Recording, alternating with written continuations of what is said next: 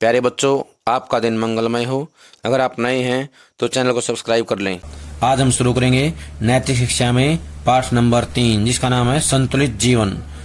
संतुलित जीवन, इसके बारे में बताया कि जीवन को संतुलित बनाएंगे तो क्या फायदे होते हैं। योगस्थ कुरु कर्माणि संगम त्यक्त्वा धनंजय सिद्धये सिद्धयोः समो भूत्वा समत्वं योग उच्यते। योगस्थ कुरु कर्माणि संगमम त्यक्त्वा धनंजय। योगस्थ होता है समभाव होकर, एक जैसा भाव रखते हुए। कुरु होता है करो, कर्माणि होता है अपने कर्म, अपने काम, कर्माणि। संगम होता है आसक्ति, लगाव। त्यक्त्वा होता है त्याग कर, छोड़कर। धनंजय होता है हे अर्जुन। सिद्धयो, इसका मतलब सफलता और असफलता, सफलता और असफलता। समो होता है समानता या समान। समत्वम होता है समता, समानता। समय होता है समभाव, एक जैसी भावना, समानता की भावना। योग होता है योग यानी कि संभाव। उच्चयते होता है कहा जाता है या कहा गया है। जो बात हमें बताई गई है, कही गई है, उसको बोलते हैं उच्चयते। ये जो श्लोक है गीता का अध्याय 2 से लिया गया है, श्लोक नंबर 48 है, 48वां श्लोक है। इसमें भगवान श्री कृष्ण अर्जुन को जय पराजय, सफलता असफलता की आसक्ति को त्याग कर, लगाव को त्याग कर समभाव से कर्म करने का संदेश दे रहे हैं। वो कहते हैं हे धनंजय, धनंजय माने अर्जुन, हे अर्जुन तू जय पराजय की जो आसक्ति है, लगाव है, उसको त्याग दे और सिद्धि और असिद्धि में समान बुद्धि वाला होकर योग में स्थित हुआ। कर्तव्य कर्मों को कर, यानी जो तेरा कर्तव्य है उसको समभाव से करता रहे। ऐसा समत्व का भाव या ऐसा समत्व भाव ही योग कहलाता है। समत्व भाव क्या कहते हैं? योग कहते हैं। इसको कहने का आशय है कि तू जो है सफलता असफलता, जय पराजय, इन सब को भूल करके केवल समभाव रहते हुए अपने कर्म को करता रहे। यही तेरे लिए एक श्रेष्ठ योग है, समत्व ही योग कहलाता है। कहने का आशय है कि अर्जुन को यहाँ बताया गया है कि सब बातों को समभाव रूप से अपनाते हुए केवल कर्म करते रहे। कर्म करना ही तेरा पहला उद्देश्य है। इस पाठ में ये बताया गया है कि समता हमारे जीवन का आधार है। समता को हमें अपनाना चाहिए। श्रीमद् भगवद गीता में हमें सफलता असफलता, अनुकूलता प्रतिकूलता में समभाव या सम रहने की प्रेरणा दी गई है।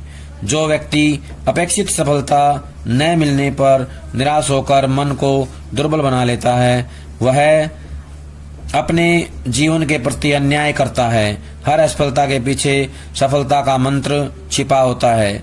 निराश राजा ब्रूस ने जब एक मकड़ी को अपने 17वें प्रयास में सफल होते देखा, तब उसने भी निराशा त्याग दी और पुनः युद्ध करके अपना राज्य वापस प्राप्त कर लिया। यानी कि उसने बार बार प्रयास करके अपने राज्य को प्राप्त कर लिया। और ये शिक्षा उन्हें कहाँ से मिली थी? मकड़ी से। आगे देखें, कर त्याग मोह का तू जम योग में, सफलता या असफलता कुछ भी मिले, मन को रख दोनों में ही समान होता है, एक जैसा।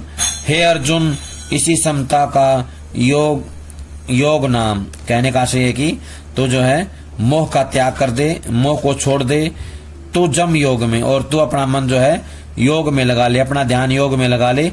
सफलता असफलता कुछ भी मिले, चाहे सफलता मिले असफलता मिले, इसकी चिंता नहीं करनी है। मन को रख दोनों में सम, और अपने मन को दोनों में एक जैसा बनाए रख। हे अर्जुन, इसी समता का नाम योग है। यानी कि जो ये समानता का भाव है, समभाव है, इसी का नाम जो है योग कहा गया है। प्यारे बच्चों, आपने योग शब्द अवश्य ही पढ़ा या सुना होगा। आपने यह भी सुना होगा कि मानव जीवन में योग का बहुत महत्व है।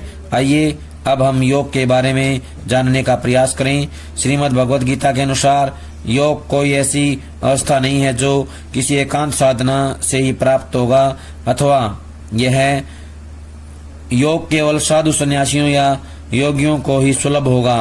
गीता का योग सबकी पहुंच में है, सबके लिए सुलभ है, बहुत व्यावहारिक है। श्रीमद् भगवद गीता में समत्व योग उच्चयते अर्थात मन की समता ही योग कहलाती है, या इसे ही योग कहा गया है। मन की समता का मतलब है मन की समानता। हर अवस्था में मन जो है एक समान बना रहना चाहिए।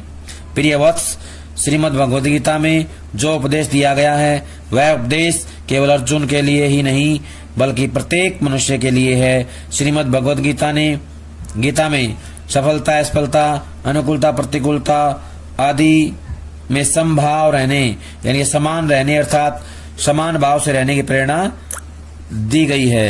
यानी गीता हमें बताती है कि हमें अवस्था में हर हालात में एक समान बने रहना चाहिए। यद्यपि यह पढ़कर आप में से कुछ विद्यार्थियों को ऐसा लग सकता है कि आज के समय में ऐसा कैसे और कहाँ संभव है। ध्यान रहे, उतावलेपन में ही ऐसा मान कर न बैठ जाएं। आप इस पर धैर्य से विचार करें। आपको लगेगा कि जीवन का सत्य यही है, यानी कि जीवन की असली जो सच्चाई है, वास्तविक जो सच्चाई है यही है कि हमें जो है समत्व भाव को अपनाना चाहिए। आगे बढ़ने और लक्ष्य साधने का आधार भी यही है। मन में एक बार ऐसा भाव बन जाने पर जीवन में जो निखार एवं दृढ़ता आती है वह वास्तव में अनुभव की जा सकती है और करनी भी चाहिए। प्यारे बच्चों, प्रत्येक मनुष्य जीवन में सफल होना चाहता है क्योंकि सफलता निस्संदेह सबको अच्छी लगती है। लेकिन हमें यह भी सोचना चाहिए कि यदि हमें अपेक्षित सफलता नहीं मिली तो हम क्या करें। क्या हम निराश होकर बैठ जाएं? क्या मन को गिरा दें? क्या असफलता को ही मन में गहरा उतार कर आगे का लक्ष्य वहीं समाप्त कर दें? निराश होते इतने अवसाद या तनाव में चले जाएं कि आगे कुछ करने का मन ही न बने और मन कुछ घातक या विपरीत होते होते इतने अवसाद या तनाव में चले जाएं कि आगे कुछ करने का मन ही न बने और मन कुछ घातक या विपरीत और विनाशकारी निर्णयों की ओर बढ़ने लगे। सोचो, क्या किसी भी दृष्टि से यह उचित होगा? निश्चय ही यह उचित नहीं और नहीं होगा। ऐसी निराशाजनक सोच रखना अपने अनमोल जीवन यानी कि जो हमारा मूल्यवान जीवन है और यौवन के साथ बहुत बड़ा अन्याय होगा। भारत के भावी निर्माताओं, याद रखो, किसी एक असफलता से ही जीवन में आगे बढ़ने के सारे मार्ग बंद नहीं हो जाते हैं। असफल होने पर भी मन में धैर्य रखो, सहनशील बनो, उत्साह को मत छोड़ो, आत्मविश्वास को मत तोड़ो। हर असफलता में भी कहीं न कहीं सफलता का मंत्र छिपा होता है। उसे पहचान कर फिर से उत्साहपूर्वक आगे बढ़ने का दृढ़ निश्चय करो। सफलता उन्हीं पुरुषों का वर्णन करती है जो कभी हिम्मत नहीं हारते। इस संसार में ऐसे हजारों उदाहरण देखने को मिलते हैं जब बार बार असफलता होने पर भी लोगों ने पुरुषार्थ करना नहीं छोड़ा और अंततः जीवन में सफलता प्राप्त की। प्यारे बच्चों, यहाँ हम एक ऐसे ही उदाहरण को लेते हैं। राजा ब्रूस और मकड़ी नामक कविता आप सभी ने बचपन में पढ़ी होगी। राजा ब्रूस एक युद्ध में शत्रु से हारकर निराशा में डूबा एक गुफा में अकेला बैठा था। उसके मन में हताशा बढ़ती जा रही थी। तभी उसने देखा कि सामने एक मकड़ी दीवार के ऊपर चढ़ने का प्रयास करती परंतु फिर गिर जाती। इस प्रकार वह मकड़ी 16 बार गिरी, फिर भी उसने मन में हार नहीं मानी। उसने प्रयास करना नहीं छोड़ा और जीती। अंत में वो जीत जाती है, हिम्मत नहीं छोड़ी। आखिर 17वीं बार के प्रयास में वह मकड़ी दीवार पर चढ़ गई। राजा ब्रूस उसके ये प्रयास देखकर चौंके और उठ खड़े हुए। वे मन में यह सोचने लगे कि यदि यह मकड़ी 16 बार असफलता से नहीं हारी और आखिरकार सफल हो गई, परंतु मैं तो एक बार की पराजय में ही मन को गिरा बैठा। उसने अपना उत्साह जगाया और युद्ध करके फिर से अपना राज्य प्राप्त कर लिया। प्यारे बच्चों, सभी के जीवन में उतार चढ़ाव, सफलता असफलता, अनुकूल प्रतिकूल परिस्थिति आदि आती जाती रहती हैं। यदि जीवन में सफल होना है तो अनुकूलता प्रतिकूलता में भी सम रहने का स्वभाव बनाओ। अनुकूलताओं एवं प्रतिकूलताओं के इतने आदि या व्यस्त न हो जाओ अथवा उन्हें लेकर इतना अहम न जगह बैठो कि तनिक सी प्रतिकूलता भी विचलित कर दे। इस संसार में महान वही व्यक्ति कहलाता है जो दोनों में संतुलन बनाकर जीवन रूपी यात्रा में आगे बढ़ता रहता है।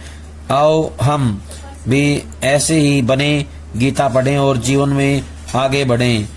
कहने का आशय है कि हमें जीवन में कभी भी हार मिलती है तो हमें हार मानकर नहीं बैठना चाहिए। हमें फिर से नए जोश के साथ प्रयास करना चाहिए ताकि हमें सफलता मिल सके। तो प्यारे बच्चों, आज जो काम करवाया गया है सभी इसको अच्छे समझ करके कॉपी में लिख कर याद करें। सभी का बहुत बहुत धन्यवाद।